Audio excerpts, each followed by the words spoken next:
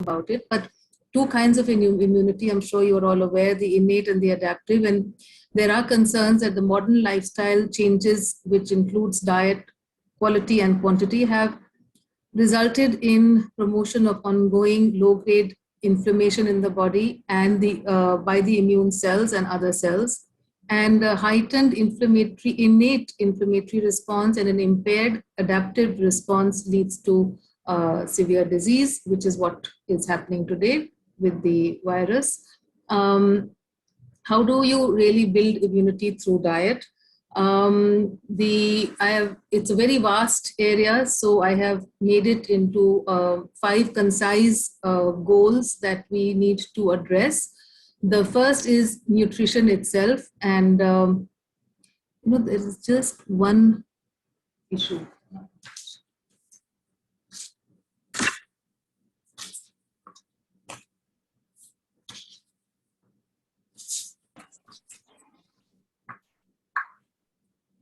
So basically, managing the nutrition and antioxidant status, and managing inflammation, gut health and digestion, weight and weight issues, and the waste, that is very important.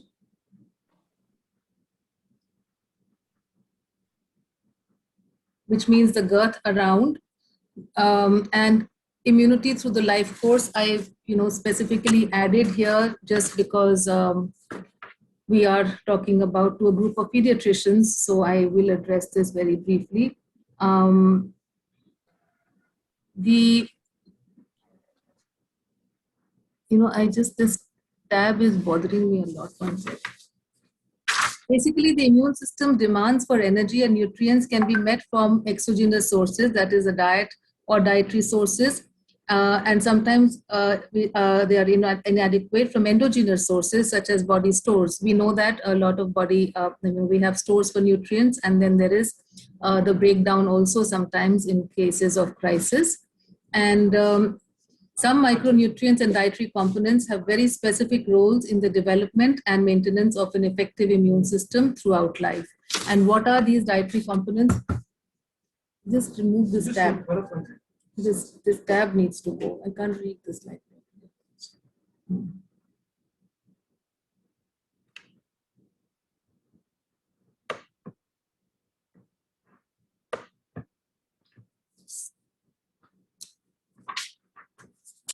So we have micronutrients, which I'm sorry, there is an awkward, there it is, fine.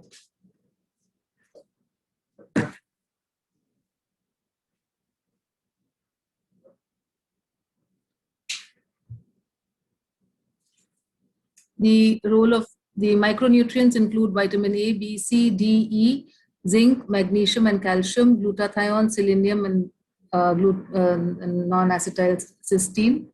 Micronutrients and others include, macronutrients include proteins, carbohydrates, fats, phytonutrients, and fiber and hydration. So both macro and micronutrients are important for the immune system. It's something which we already realize. But I have chosen to speak about some key nutrients which are now also part of medical prescriptions, which is very heartening to know that more than medicines, the people who are treating COVID are prescribing these in mega doses.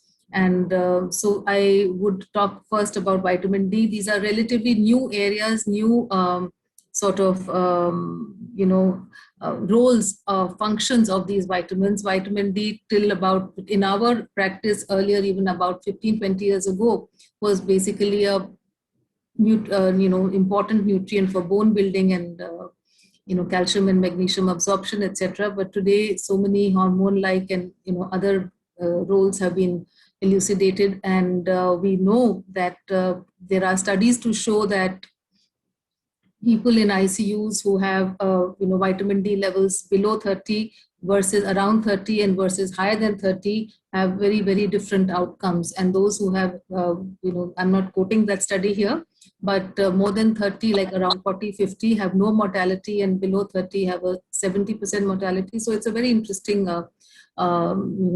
situation here with vitamin D. And the modalities in which it works is vitamin D receptor. VDR is a nuclear receptor that can directly affect gene expression. The presence of VDR in the majority of immune cells immediately suggests that an important role of this micronutrient in immune cell activities. It inhibits Th17 and Th1 response and promotes TREGs. It impairs beta cell development and function, stimulates antimicrobial peptides from the immune cells, affects microbiota composition and the gut barrier. We'll talk about it a little later. The recent study indicated that patients hospitalized with COVID-19 with sufficient levels of vitamin D had decreased risk for adverse outcomes and death. So this has become quite a hero in treatment, and just like vitamin C. And it is one of the most premier antioxidant nutrients in the body, and it helps to regenerate two important antioxidants, vitamin E and glutathione. And without vitamin C, the protective mechanisms can actually break down, and the role of mega doses has been established in critical COVID-19 patients. And doses can be from 500 to 2000, and I think about 1500 mg is being prescribed quite routinely now. And what it does is to help regenerate, basically scavenge the free radicals and regenerate some important nutrients which are important for cellular health and immunity. And zinc, of course, has always been associated with the immune system, and it is one of the most important micronutrients. It has also been found to inhibit viral replication. It has anti-inflammatory and antioxidant functions. Zinc deficiency is related to enhanced IL-6 and IL-1 beta production, thereby to a pronounced inflammatory response. It has a role as a cofactor in both catalytic and structural role in order to maintain the cellular integrity. And even a mild deficiency of zinc has been associated with widespread deficiency of the adaptive and innate immune response. Ionophores. Now, ionophores are fat-soluble substances that can transport the non-fat soluble substances across the cell membrane. And zinc ionophores are zinc transporters in and out of the cell, which can increase the effects of zinc in the cell. And that's why the hydrochloroquine story started, because it is an ionophore for zinc and quercetin and epigallocatechin. These are epigallocatechin is in green tea. Quercetin is found in apples, in cooked apples, in onions, and several other plant foods. And so the reason is it allows the passage of zinc into the cell. And anything between 15 to 250 mg, sorry, there's a mistake here, 50 mg is acceptable. And magnesium activates the vitamin D in the body. It's again, it's an unrecognized nutrient deficiency, which is, I think rampant in populations, just like vitamin D. But the difference is that we can document vitamin D deficiency through blood work, but magnesium deficiency, unfortunately, is unlikely to be recognized through serum tests because of the turnover from the bones. So we very often know that symptomatically, clinically, that there is magnesium deficiency, but we are unable to prove it. So it's one of the safer minerals to supplement because excess is easily secreted out. So it's one of those vitamins and minerals which really needs to be addressed, and deficiencies are very, very common. And the reasons for the deficiencies, maybe we can talk a little later, but magnesium activates the vitamin D in the body. A paper in February 21 suggests that increasing levels of magnesium and vitamin D deficiency may help COVID patients successfully fight off the virus. Magnesium improves the white blood cell counts and the ability to seek and destroy the virus. Low magnesium can lead to a cytokine storm, during which the body can attack its own cells and tissues instead of fighting off infection. This creates inflammation, cell and tissue damage with narrowed blood vessels and blood clots. That's a cytokine storm. A study conducted in Singapore between January and April 20 tested COVID-19 patients aged 50 and above, and in a group of 17 patients who received, basically this is again highlighting the role of vitamin D, where, and the risk of those who received the supplementation had an 87% lower risk of requiring oxygen, and 85% had a lower risk of needing intensive care. So the role of vitamin D, even in my clinical practice, is very, very, very important. And the thing with magnesium, the role of vitamin D and magnesium particularly needs to be given with calcium in a ratio of 2:1 for optimum absorption.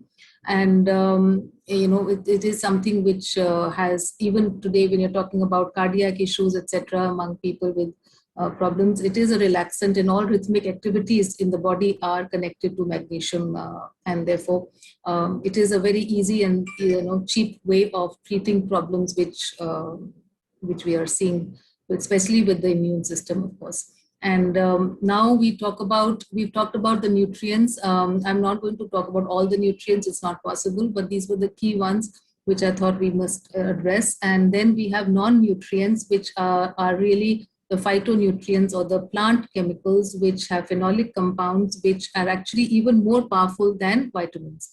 So vegetables, fruits, spices, and oils, all the colors and the flavors in these are what we call phenolic compounds. And these polyphenols can be immunomodulatory and anti-inflammatory. And they're even more important than vitamins. And the way you can get it is by what we call the rainbow diet, with all the brightly colored vegetables and fruits on a daily basis. Try and achieve 7 colors on a daily basis, which is really not difficult. And a half plate rule, which means half your plate should be full of vegetables and fruits. This is something which is very easy to do, and even to tell children is not a difficult job. So I thought it was important to address inflammation. Like I said, we are talking about nutrition, and we are talking about all the non-nutrient components. And the next important thing in role of diet and immunity is inflammation through nutrients themselves, through foods themselves. And commonly when we talk about carbohydrates, proteins, and fats, carbohydrates are important for our functionality, but certain kinds of carbohydrates like sugars in excess, even fruit juices in excess, fructose in excess, high glycemic index foods, which includes fructose, can be inflammatory. And there are mechanisms for which I'm not going to get involved in right now. But too much of sugar and too much of fructose increases, causes insulin resistance, which is pro-inflammatory through the cortisol route, etc. So with that, those are different conversations, but it's important to understand that they all count. And we know that we are seeing poor outcomes in people who have insulin resistance, metabolic syndrome, etc., even in COVID situation.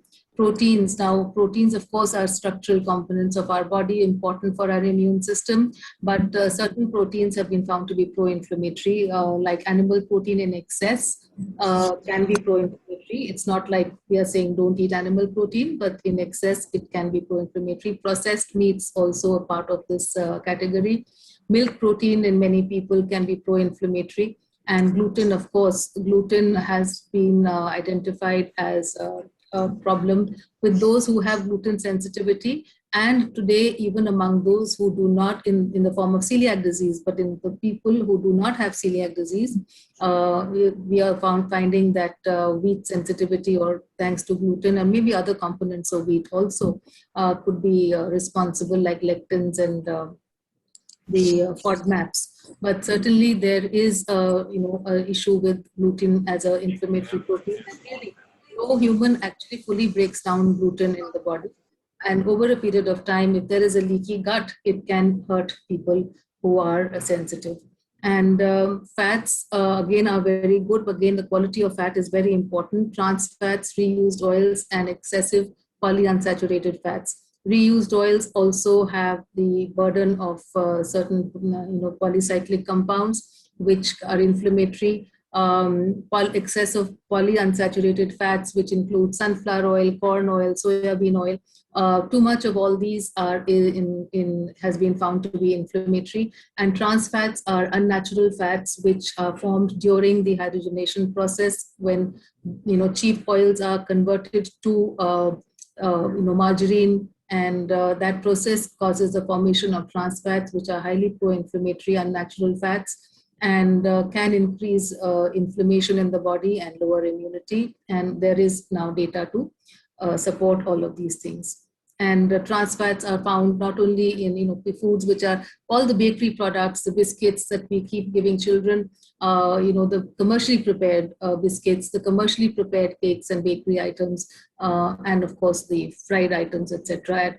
But if you fry food at home, that is usually all right in fresh oil. That should not be laden with trans fats.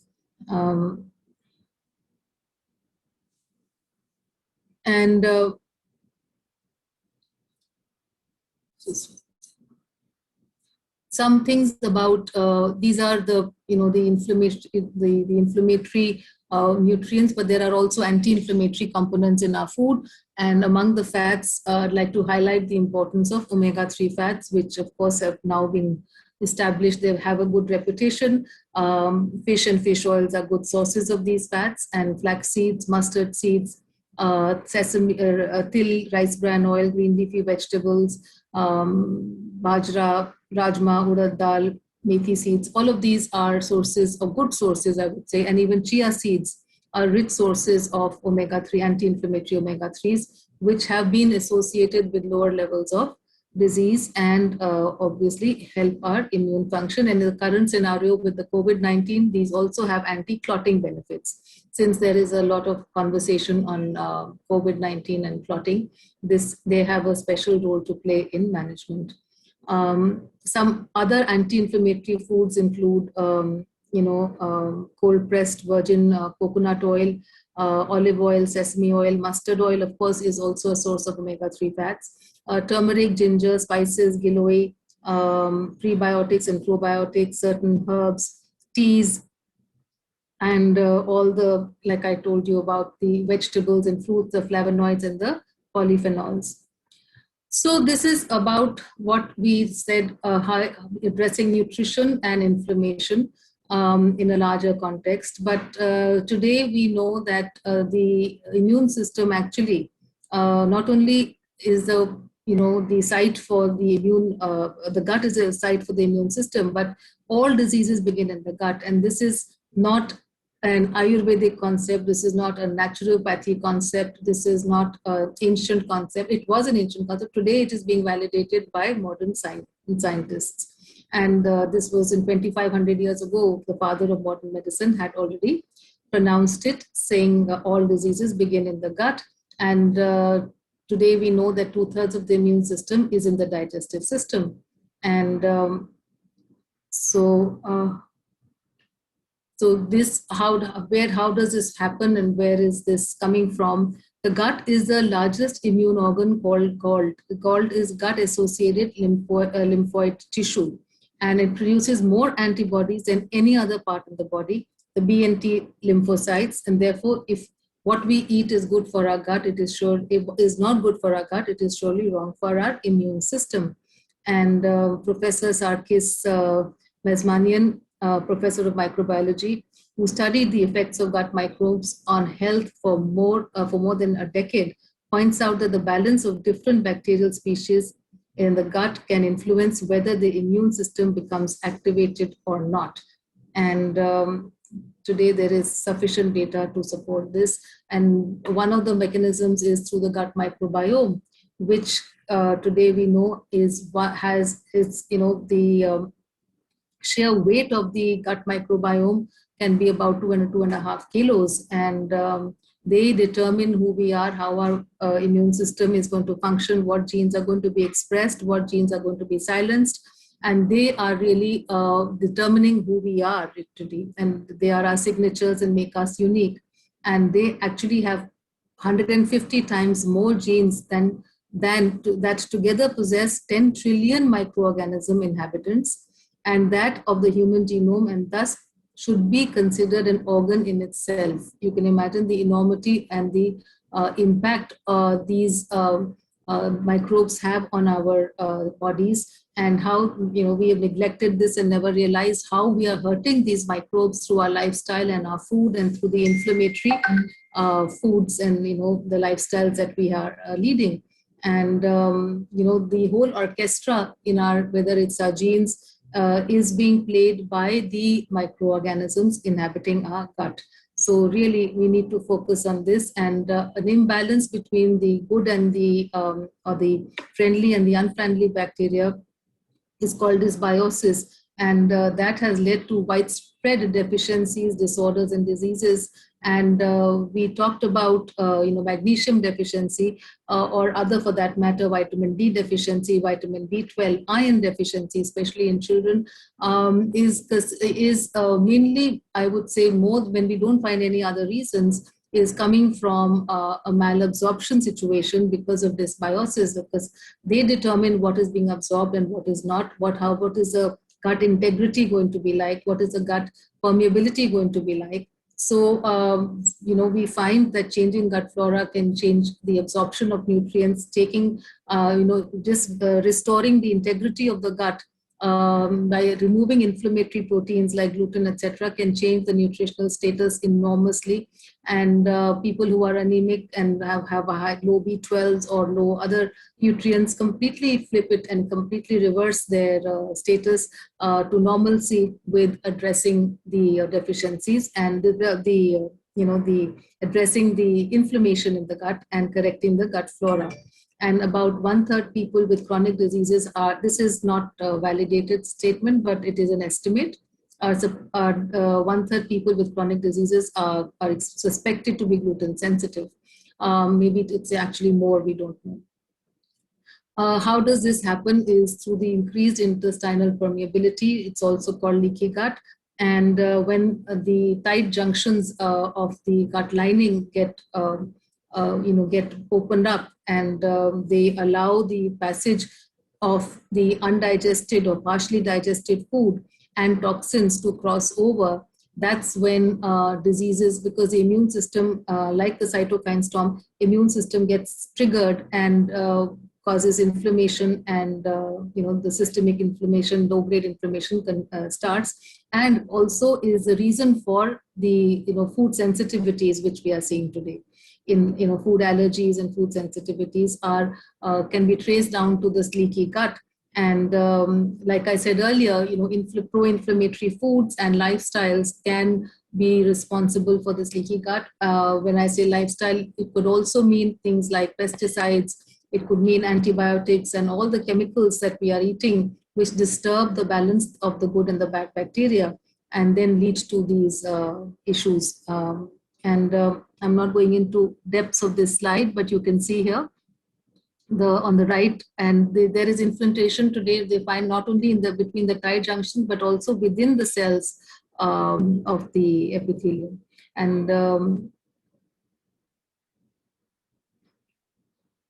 so something about, I spoke about the weight and the waste and the importance of inflammation. And we today know, even observationally, that the outcomes of people with metabolic syndrome, with extra weight, with diabetics. So essentially what we can say is obesity is an inflammatory condition. And particularly if sometimes there may not be a high BMI, it may be just a larger weight, waist or a girth. So that belly fat, fat around the abdomen, is certainly inflammatory, and we know that from several modalities.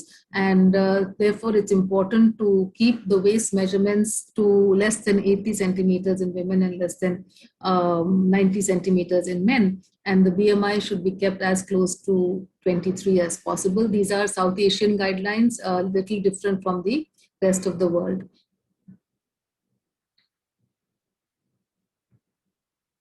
So, and like I already told you this, there are researchers, several researchers today to document that in ICU reports, according to several studies. This was one in way back in March 20.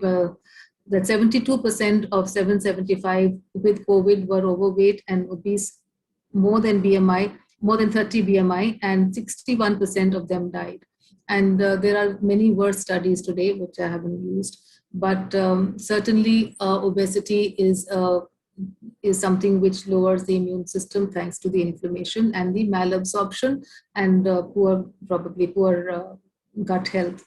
And this is something which I thought I will just skim over, immune function over the life course, since you are all pediatricians here, that the stage is set for the immune system very early in life, even during the baby in the womb.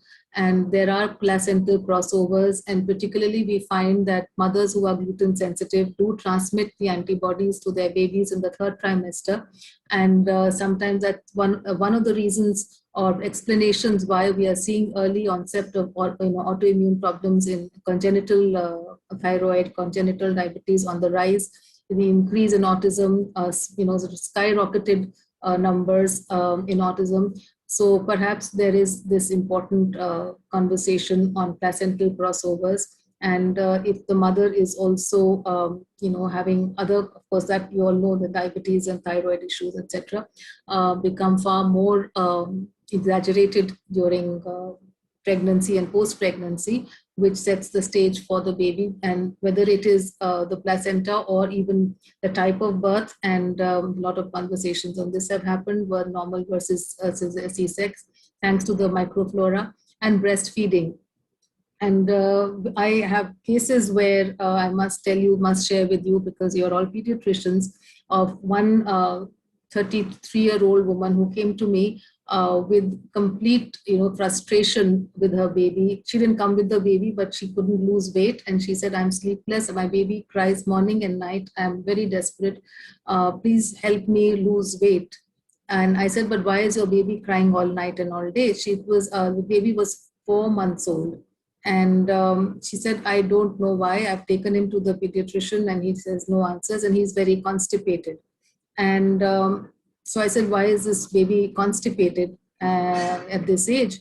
She said, because they said breastfed kids can be constipated. So I said, no, it is. And I realized that she already had an autoimmune existing condition. She had a hypothyroid. So I made the link with it. I said, maybe she's giving antibodies to her baby, and that is reacting with the baby's gut. And I said, will you go off milk first? First I put her off I put her off gluten and changed the grains, and she readily did that. And the next week she said the colic has gone. He's sleeping all right, but the constipation remains. So then I said, now you remove dairy, to which she was very, very resistant. And she said, I have to feed the baby and I can't do without milk. I said, well, all the mammals around who lactate don't drink milk to lactate. So please go home and tell your mother-in-law and the family that you can lactate effectively without milk. And she came back and she said, this child has started doing his potty like we can't even imagine how much he's doing. He used to do it once in a week. And today he's doing it 7-8 times a day. So I don't know, he's probably taking out the old stool. But there was a celebration in the family, and all I did was to modulate the diet of the mother and to take out these inflammatory proteins. And every time, she was very, very thankful. But every time she ate the trigger food again in the course of the meetings that we had, the next day the baby used to have symptoms and had either colic or constipation. So it's a very close link and a conversation I was really wanting to share with all of you, and the importance of the early stages in life. And just on a practical note, I will talk about how to use this information and how to plan your diets. So it's a simple 3P formula, which I talk about proteins and ensure that proteins are there twice a day, at least in 2 meals, and adequate proteins should be paired with vegetables to balance the acid and the alkaline. Protective foods, we've talked about all the vegetables, fruits, sprouts, nuts, all, and dedicate 1 meal to this meal. At least 1 meal should be predominantly vegetables and fruits, and these have what we call the phytonutrients and the pre and the probiotic elements. Protective foods also include antioxidant foods, rich foods. We've talked about them. Anti-inflammatory foods, cold pressed oils, not refined oils, turmeric, ginger, herbs, teas, and flavonoids, etc.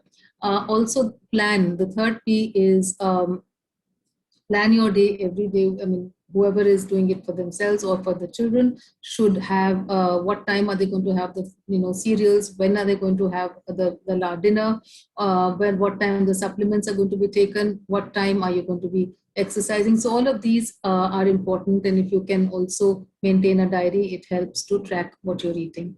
And this is a checklist for immunity boosting foods and address nutritional supplements, vitamin D, zinc, we've talked about all of them, magnesium.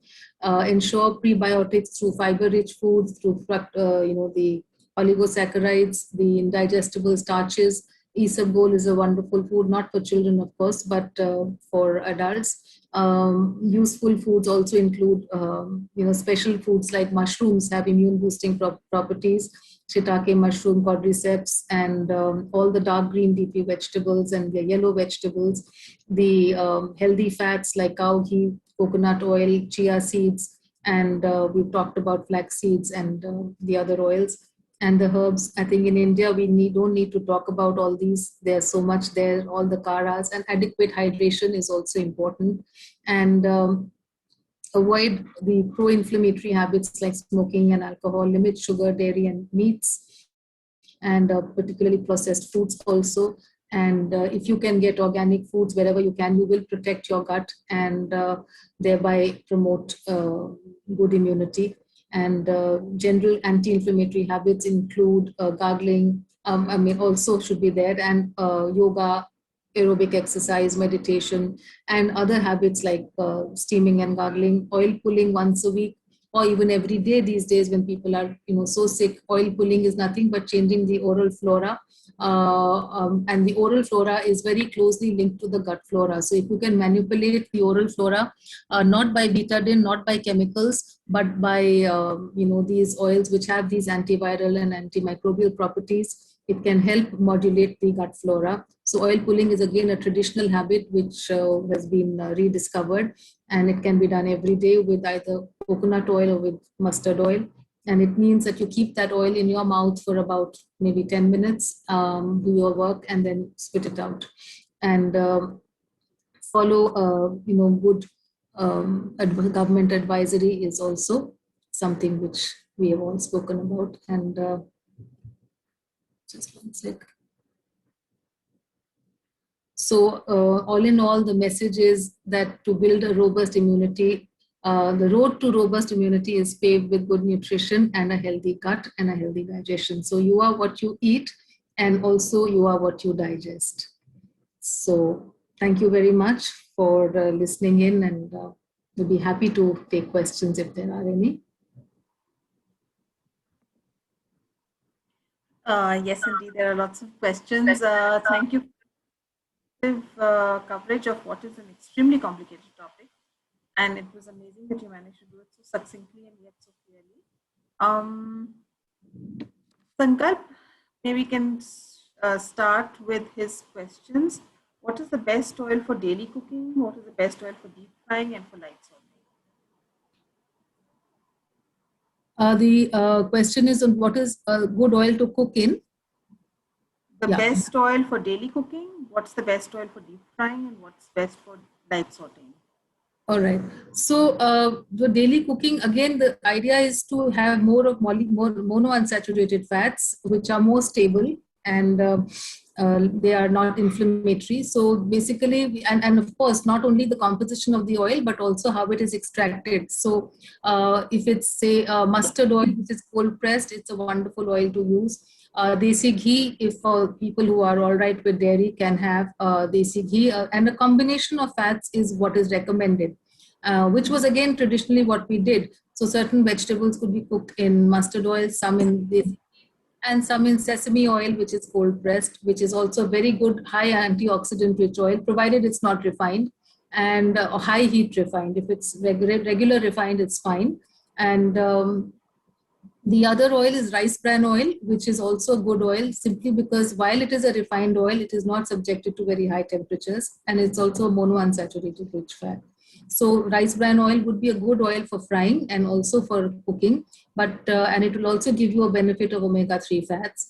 And of course, traditionally, olive oil is also used for cooking if someone can afford it. It's one of the best oils in terms of polyphenols, because olive oil is not an oil from a seed or a nut. Olive oil is a oil from a fruit, so its polyphenol content is very high. And no matter, that's why one part of the reason, the Mediterranean paradox, that why they have lower incidence of chronic degenerative diseases is because of this use of olive oil. And there is usually a conversation on whether olive oil, extra virgin olive oil, can be used for cooking. Absolutely, go ahead, but don't anything when you high heat, you destroy the goodness of the oil. So, you are free to use it, but don't waste it by heating it to high temperatures. And so for frying, I would say mustard oil and rice bran oil are very good. And if you are okay with coconut oil, it has extremely powerful antiviral properties and gut healing properties. It's anti-candida. So do use coconut oil in things which you can tolerate it. I think the key word is filtered rather than refined oils. Yes, I think we stopped getting non-refined oils initially, and now there's been a fair comeback of that. I'm very glad that you're emphasizing coconut oil, because that's got a really bad name from the Western press, but it's an excellent oil. Makes a lot of sense. What would you suggest specifically for light sauteing? Sankalp wants to know. Sorry, you'll have to repeat that, ma'am.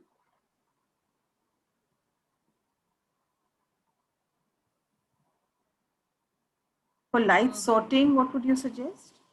For light sorting, I would really do anything from olive oil to butter or ghee. Desi ghee and cow's ghee has the added advantage of giving you vitamin A and beta carotene. So that, and see all the conversations that we've had on oils, fats, new foods, good, we have somehow distorted the information. Cholesterol is not the villain, it's inflammation which is a villain. And eating these are not going to adversely affect cardiovascular health. And so those are those concepts need to be revisited. And Sangeeta wants to know, if children can't eat during an illness, what specific things would you offer them, which would boost their immunity as well as help them to overcome the illness? Yeah, so this is again going back to a lovely, I think it's time we speak about this. Children need to be hydrated. I mean, everybody in illness needs to be hydrated more than, to be eating. If they don't eat too much, if they're basically drinking and drinking high nutrient liquids and beverages, that's all right, because eventually they will, this is the body's mechanism of for helping the body fight or cope with the illness. So we know that when there is even an animal stops eating when there is illness, because that is the body's way of giving. So we have to give digestive rest in a certain way for us to fight the illness. Just like a fever, we need to, unless it's more than 100 or high fever, don't treat it, because that's the body's mechanism of dealing with the illness and the inflammation. So I would number one say that it's not really, unless there is absolutely complete refusal to eat and drink, that's a different story, that's a crisis. But certainly if the child is drinking, you can give all kinds of soft and easily digestible foods, right from soups and cold beverages, depending on the illness. If there is a respiratory illness, then not to be given, cold things not to be given. And juices also, again, depending on the illness. But certainly these are good fluids to be given to children, and soft foods and whatever they really like, but easy to digest and not fried and not junk and not processed. So home cooked light meals, even if they are in small quantities, should be all right. It's wonderful to hear you say that, because it's a very common thing that parents do. बच्चा कुछ नहीं खा रहा तो उसको ice cream खिला दो, बच्चा कुछ नहीं खा रहा तो उसको कोक पिला दो. So can we give them fruits during coughs and colds? And should we be avoiding things like bananas for a cold? Does the histamine cause bronchoconstriction? Should we be restricting curd during a cough and a cold? Yes, I seem to, from in my own practice, I have seen myself convert and understand the wisdom in avoiding these. We were one of those people who believed that, oh, curd is curd, it's probiotic, it should be given.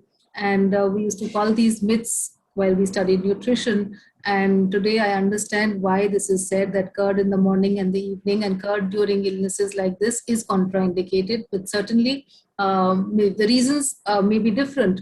Maybe my understanding is different than the Ayurvedic concept, but certainly you said like histamine and bananas is an issue, and we know it causes.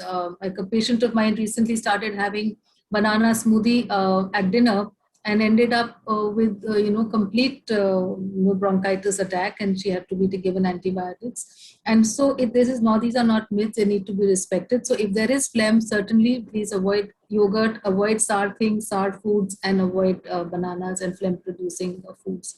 And on the contrary, we found, like I said, apple puree. Apple puree is something which is rich in quercetin, and it also has pectin, so it helps the gut lining and the gut integrity.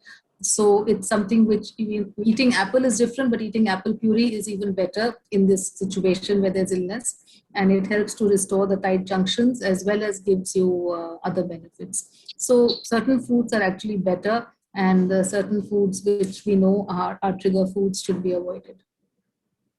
And what about fish and milk together? I really I cannot give you a scientific answer for this, but certainly I don't see the reason why one must have fish and milk together. That's number one. And there are lots of theories on this. To be honest, I would leave it to the to the maybe yogurt and fish is fine, but not milk and fish. So if you're cooking the fish in yogurt, so it's not the dairy concept; it's something else, which is and it is known to trigger autoimmune issues and other problems. So but I don't see why it should be given, and I would leave it at that. I can't give you an answer on why this is so. You've talked about the necessity for having different oils from different sources. Most of the time when we get olive oil, it's not virgin olive oil, but pomace. Any comments on that? That's a good question. So, I mean, really, you'll be burning your money with just a label of olive oil if you're having pomace, because pomace is the oil which is the leftover oil after, from the seed, which is refined. After all the virgin and the extra virgin olive oil has been removed, then it is refined and then taken out. So anything which is high heat refined is not going to give you those beautiful benefits of the polyphenols that we spoke about. So you may as well have rice bran oil then. I mean, it's like any other monounsaturated fat. What about coconut water? What are the benefits of coconut water? And what about coconut water in those awful plastic bottles that have started getting marketed? Yeah, I mean, as long as the source is reliable and it is safe, sometimes, you don't have an option for getting fresh coconut water. So, of course, ideally fresh, no two ways about it. But if it's a good manufacturer and, it looks all right without any additives, that's number one, no preservatives and additives, and sugar, of course. I wouldn't completely strike it off the list. It's all right as a second option. And coconut water is the only fluid which resembles the body fluids in terms of its pH and other factors. So, in fact, it can be infused as an IV fluid. So, it really finishes your salts and electrolytes very well, very quickly, and it also has prebiotic benefits. So I think it's a valuable hydrating fluid for anyone who's ill. But if you have a cold and a cough, going by the Ayurvedic concept of cold foods, it has a thandi tasir, so don't have too much of it. You can have maybe one or two in a day. How practical is it for you to be able to say that a food has no added preservatives if it has to have a shelf life of anywhere between a week to more? Very practical.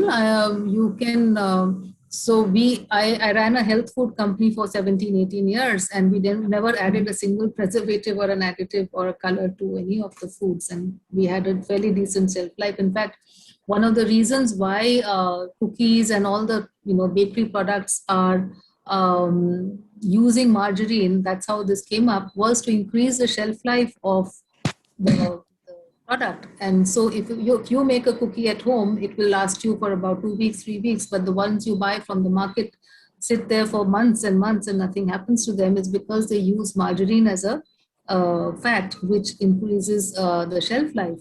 So so basically we did the same. We made our cookies with butter and with rice bran oil at best, mostly with butter, and we had a fairly decent shelf life as long as they were packed, and there was no oxygen and nitrogen packing was done. So I don't think it's possible. And also, if you have a Tetra Pak is a 7-layer pack, so all the milk and all these packs, they don't use any preservatives in Tetra Paks, so it is quite practical and possible. Right. How much pure ghee can we eat per day to supply essentials for health, especially for diabetes or those who are poorly built? So I can't give you a number, because I can only give you a percentage, which again you will not be able to make sense of, and which is why nutrition has never been a very successful subject, because we keep talking numbers which make no sense. Neither me nor you can be calculating the numbers. If I say 30%, less than 30% should be fat, and out of that 1/3 should be saturated fat, it won't translate into anything sensible for you. All I'll tell you is that maybe a combination of fats is good for you. And if you're using 2 or 3 fat cooking media, you can use 1/3 of it as basic ghee. That would be my common sense answer. And use something which is also rich in omega-3. So it could be a mustard oil or a sesame oil or a rice bran oil. In addition to this. And how about Yakult or any of these flavored yogurts? Would you recommend them? So no, these flavored yogurts are not sources of probiotics for sure. Yakult is definitely a very good probiotic, especially for children. But for those who are dairy intolerant, it doesn't work well. So if you're not, if you don't have a problem with dairy, Yakult is a great, but it has to be taken every day for the commensal bacteria to remain, to colonize. So everyday Yakult is a good idea. It's a very high sugar content. It's not a very high sugar content. They also have a low sugar one, but compared to the other things that you do, it's only about 1.5 teaspoons, which is great value for that sugar, and it ferments in that sugar, so it's not something objectionable, and it does more for you than that 1 teaspoon of sugar will harm you with. And number 2, the low sugar versions are also there. So we should be encouraging the low sugar versions, because the regular one has 10% sugar, I think. No, sorry, it has to be more than 10% because it's less than 100 grams and it has 11 grams of sugar.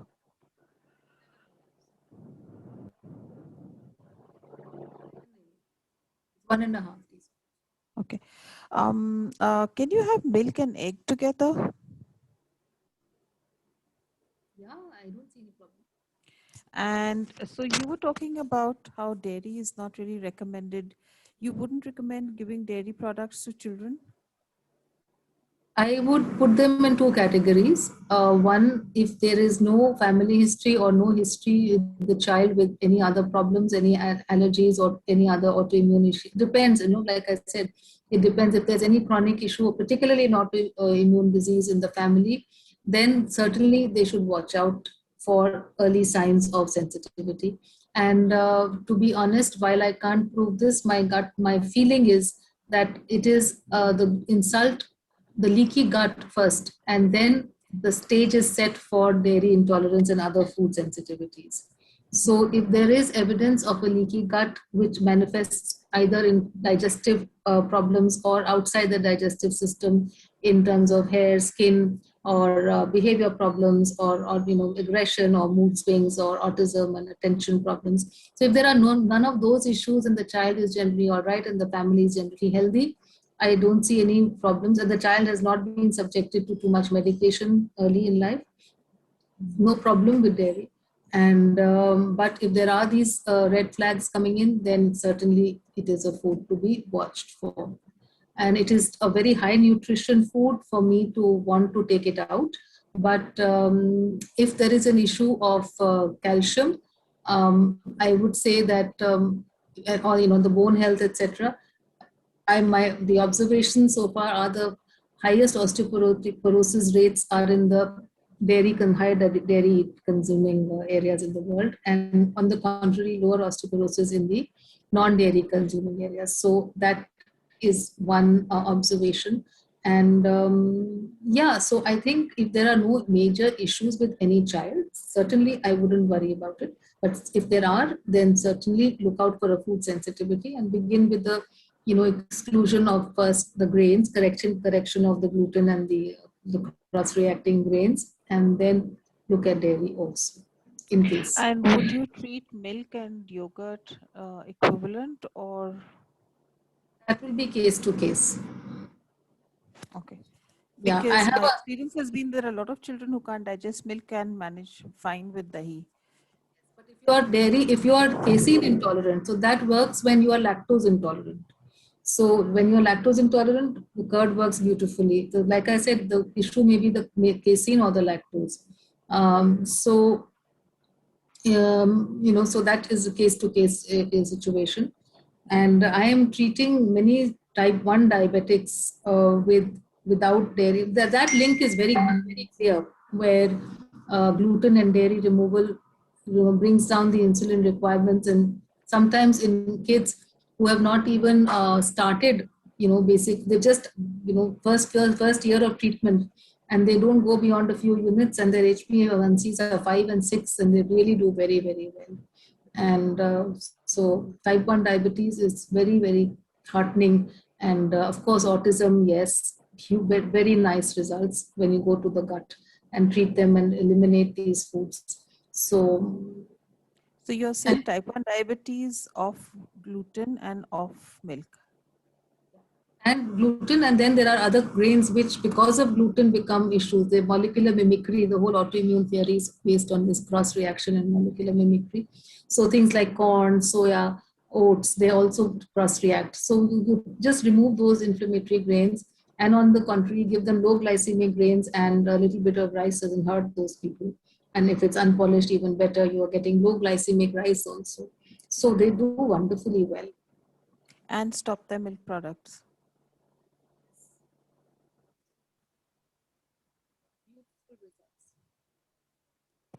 I'm sorry, that last sentence was not audible. You very heartening results with their A1Cs. And for those who are on regular diets, they are doing high levels of insulin, and yet their HbA1Cs are not in control. And we keep hearing, oh, we ate meat, we ate this, we ate that. And in these kids, even if they eat a little bit of meat of the right kind, it doesn't spike their sugars. So, and of course, type 1 is very different, but type 2, of course, also we do the same, but we do obesity management and do other things as well. So, and PCOS is also the same. So actually this whole gut space has taken up a complete different profile in a different level in terms of management. And the deeper one is going into it, the more there is to learn.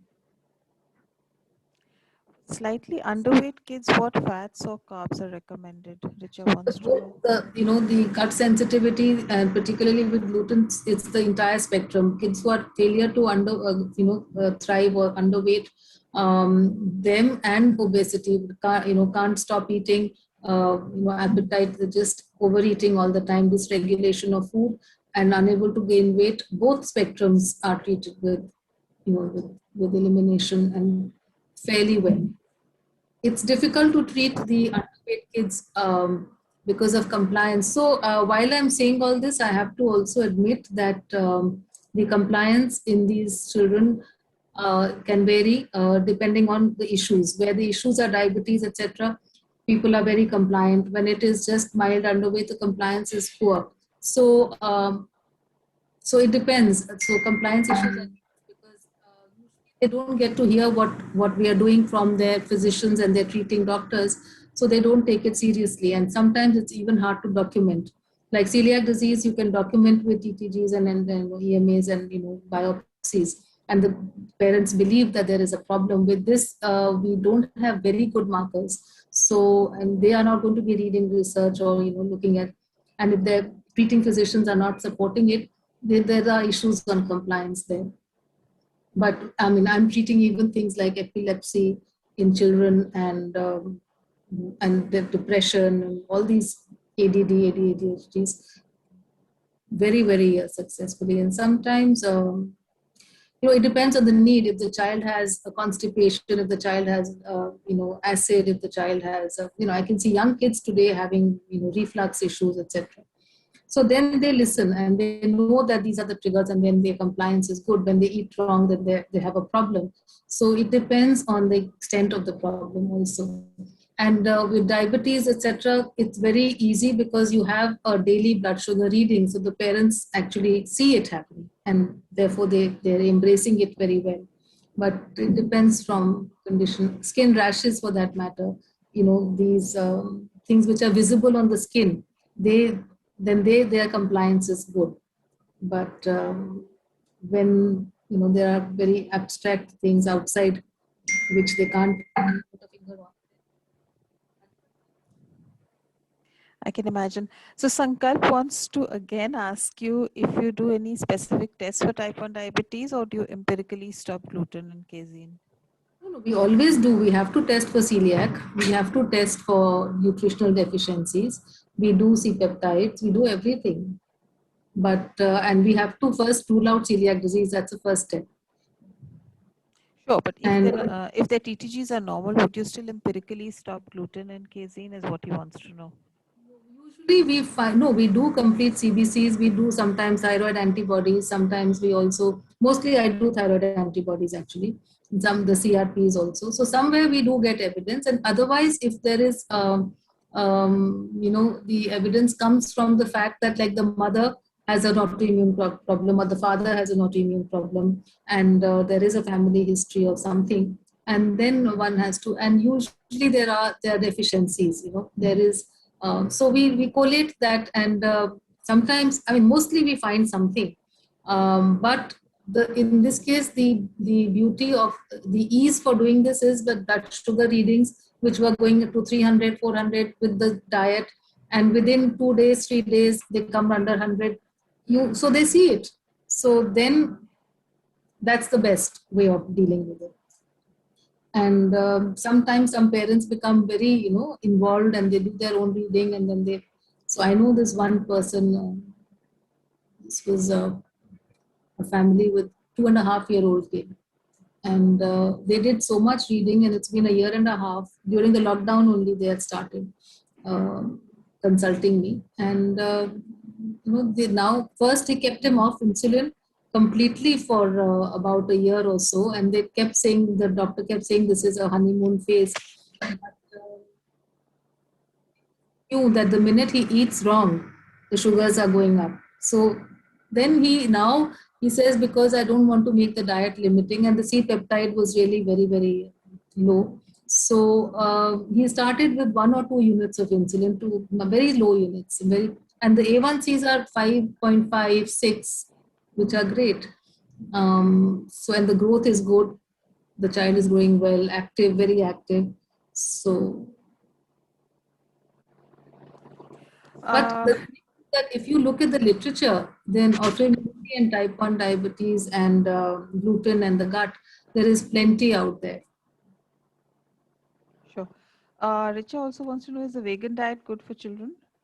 And another question, if soy milk is a good alternative to those who have sensitivity to regular milk. Excellent questions. So, I don't subscribe to veganism, frankly, personally. And if you, I would have, I mean, really sufficient reason If it is really warranted to be on a vegan diet, I wouldn't insist on it or recommend it at all. And veganism takes away a whole lot of good fats also, butter, ghees, and the honeys, and unnecessary restrictions. If it is warranted, only then. So I am not a proponent of that. Regarding the issue of the soya milk, it's a very good question, because usually a lot of soya products are alternatives to wheat. And the science is now very clear that gluten and soya, they cross react. So there is that molecular mimicry element, and people with gluten intolerance don't do well with soya. So whether it's soya milk, tofu, soya paneer, I mean your soya, the flour, none of these are good for people who are gluten intolerant. Well, more than one person has asked how oil pulling works. What is the mechanism? I can only give you, I haven't researched it enough to give you too much of science, but certainly, like I said, the oil has antimicrobial properties. That is very well documented. It has lauric acid and caprylic acid. And when I'm talking of coconut oil, you can also do oil pulling for mustard oil. So there is a whole oral flora, which scientists have now correlated very closely to the gut flora. So if you there is science to say in clinical, in laboratory setting, they are taking, to test instead of the gut flora, which is difficult to test, they are taking oral flora to represent the same. So it's very, very close to the gut flora. So if you are able to somehow clean up your mouth, the pathogenic bacteria, by putting it, in your mouth and swishing it around,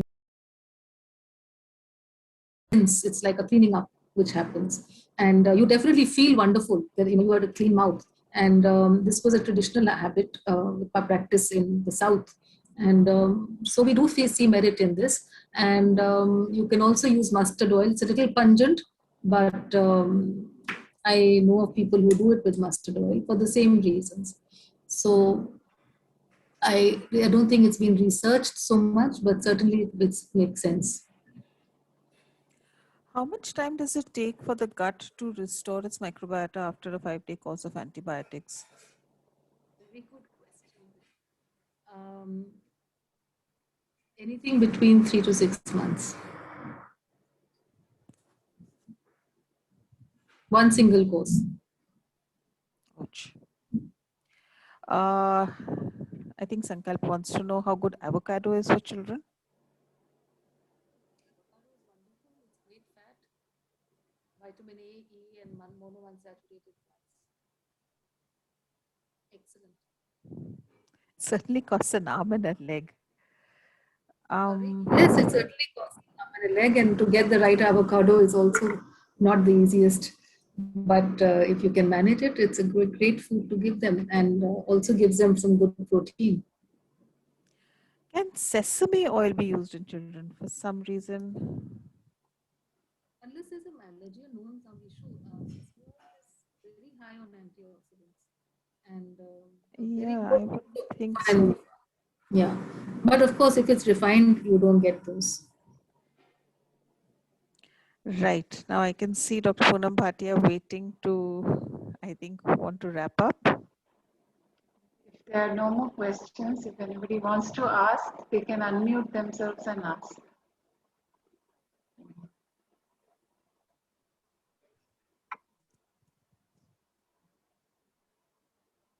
So I think we have no more questions. So it's been a pleasure, ma'am. So ever since COVID started, we've been, having these immunity talks all over social media, all over the print media, and even the pharma industry seems to have pitched in with a lot of immunity boosters everywhere. So thank you for giving us an excellent insight into what is to be done and what is not to be done.